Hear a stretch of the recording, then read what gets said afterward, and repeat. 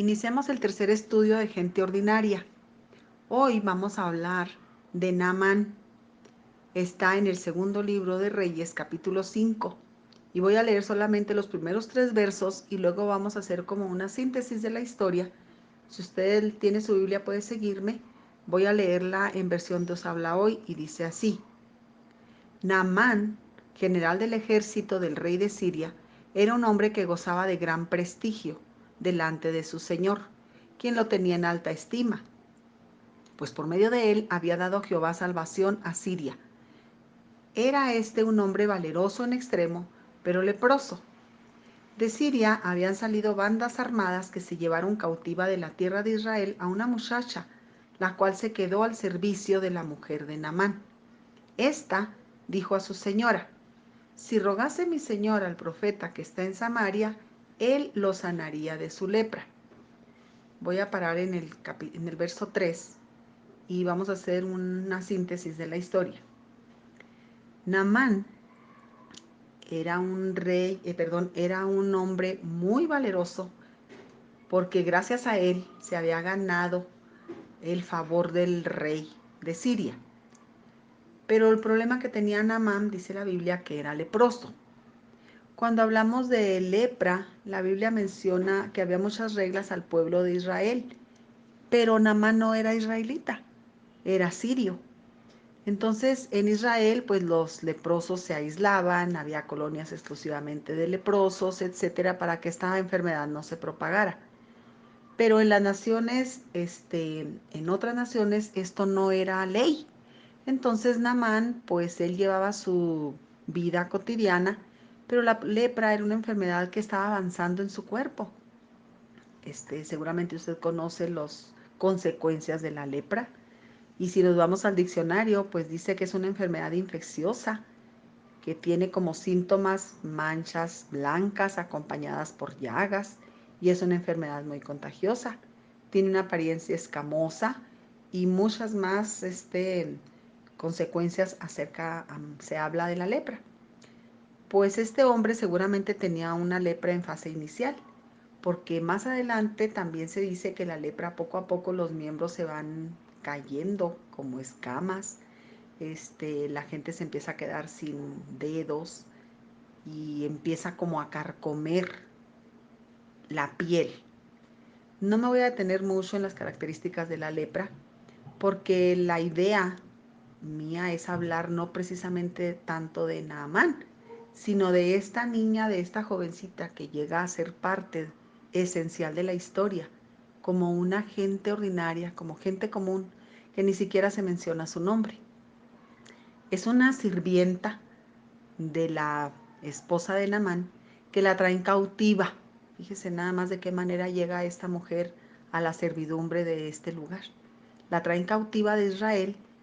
No se menciona qué edad tendría, cuánto tiempo tenía trabajando para la mujer de Naamán, etcétera. Solamente dice que la habían llevado cautiva y si habla de que era una muchacha, pues era por ser una mujer muy joven. Esta mujer, vamos viendo que su objetivo pues no era predicar. Alguien la puede llamar misionera involuntaria. En algunos lugares, en algunos comentarios así la mencionan.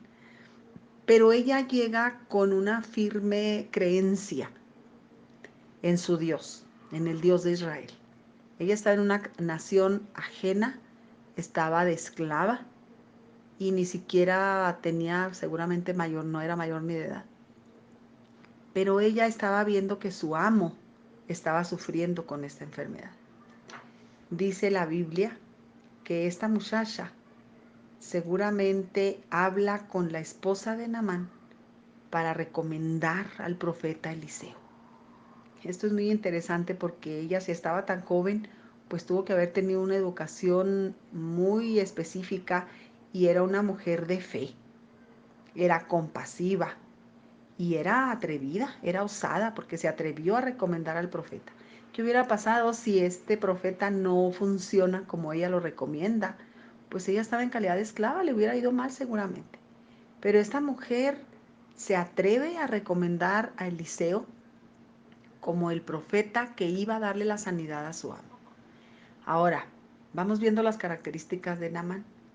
Naamán, por lo que relata la historia, pues era un hombre arrogante, porque más adelante lo puede usted leer por ahí, que él se niega a hacer las indicaciones que le da Eliseo. Pero bueno, continuando con la historia, la muchacha esta influye, es la primera influencia que tiene Naamán para llegar a buscar a Eliseo.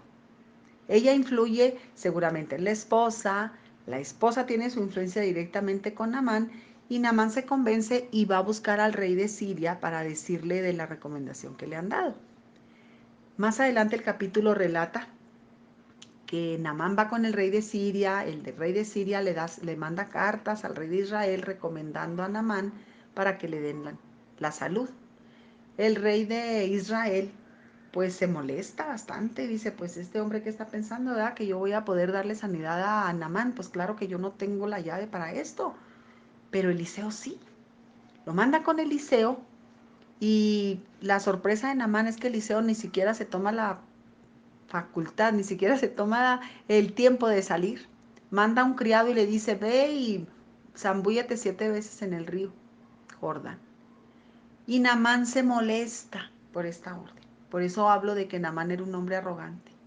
Naamán se molesta y dice, ¿en el Jordán? O sea, en mi pueblo hay mejores ríos. ¿Cómo me voy a ir a meter en ese río tan horrible y tan lodoso? No puede ser posible. Esta es una ofensa para mí.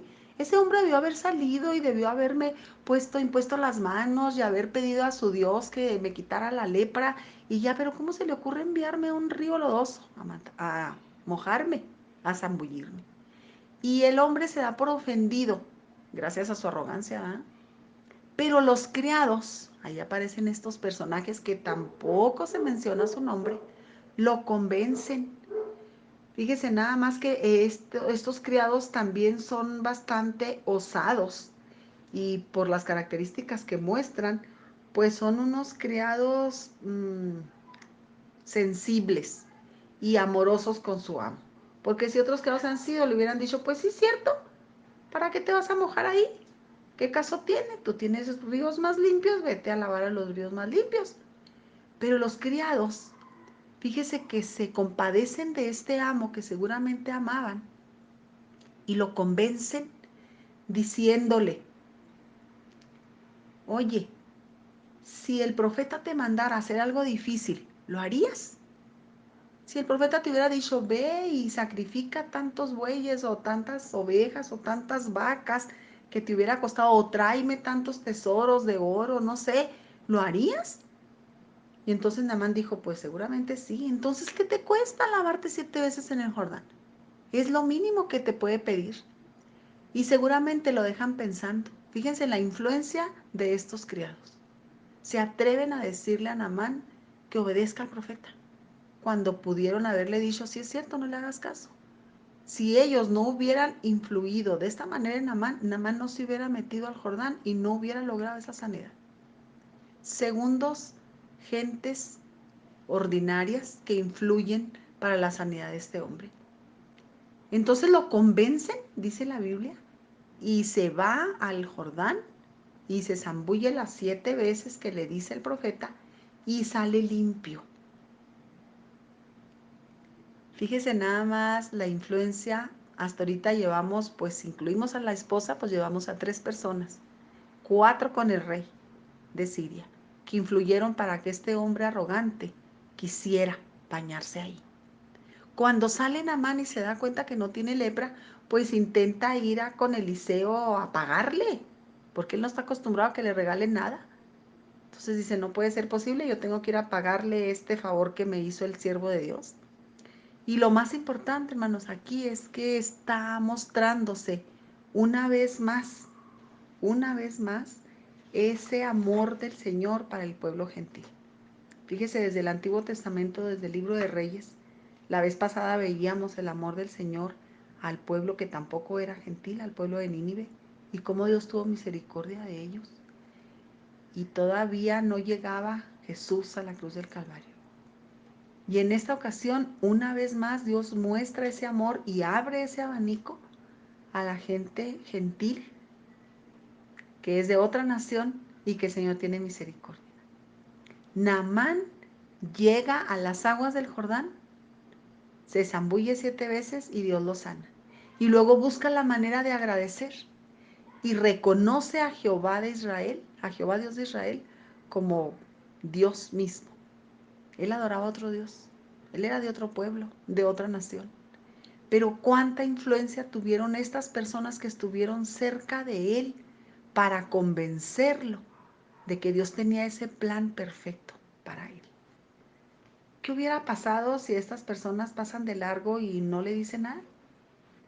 ¿Qué hubiera pasado si esta jovencita se queda callada y Naamán sigue sufriendo con su lepra? Su lepra hubiera acabado con él porque era una enfermedad mortal que iba carcomiendo la vida poco a poco.